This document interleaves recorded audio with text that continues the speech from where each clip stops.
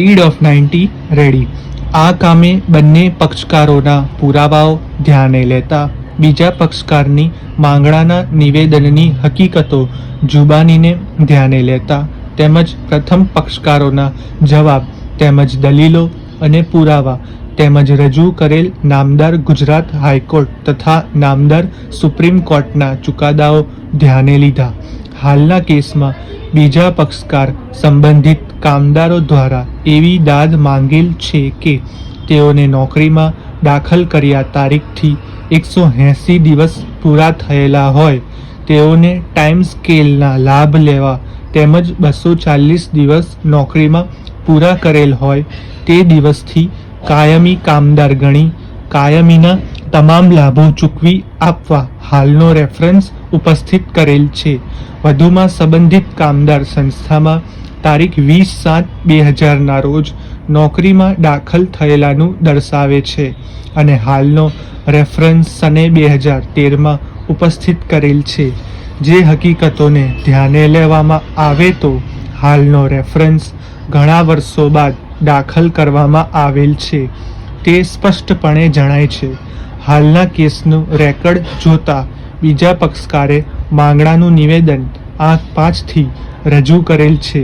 તેઓના કેસમાં સમર્થનમાં 8/9થી સોગંદનામું રજૂ કરેલ છે અને એવા કોઈ પણ લેખિત મૌખિક મજબૂત પુરાવાઓ રજૂ કરેલા નથી ત્યારે બીજા પક્ષકાર સંબંધિત કામદારે યુનિયન તથા માલિક વચ્ચે થયેલ સેટલમેન્ટની કલમ 20 પ્રમાણે સૌપ્રથમ 3 શરતો પરિપૂર્ણ કરવાની જવાબદારી હાલના બીજા પક્ષકારના સિરે છે।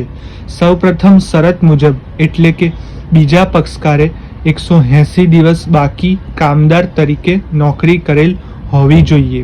સંસ્થામાં કાયમી જગ્યાનું મહેકમ ઉપલબ્ધ હોવું જોઈએ। કામદાર પોતે સિનિયોરિટીમાં આવતા હોવા જોઈએ। આ શરતો પણ બીજા પક્ષકાર સંબંધિત કામદારને પરિપૂર્ણ કરવાની રહે છે।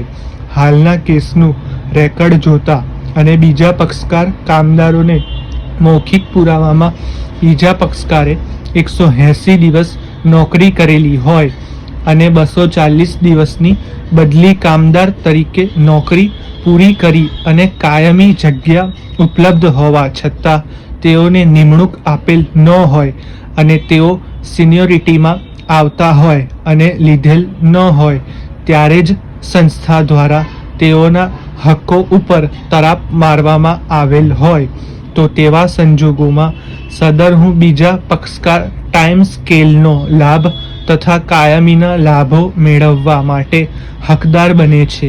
પરંતુ કેસનું રેકર્ડ જોતા બીજા પક્ષકારને તારીખ 1/1/1997ના રોજ ટાઈમ સ્કેલનો લાભ આપવામાં આવેલો જે મોડો આપવામાં આવેલો જેથી પાછળની અરસની તમામ લાભો આપવા અને 240 દિવસ બદલી કામદાર તરીકે પણ કામ કરેલું છે અને બીજા પક્ષકારનું નામ સિનિયોરિટીમાં પણ આવે છે તેવું બીજા પક્ષકારોનું કહેવું છે।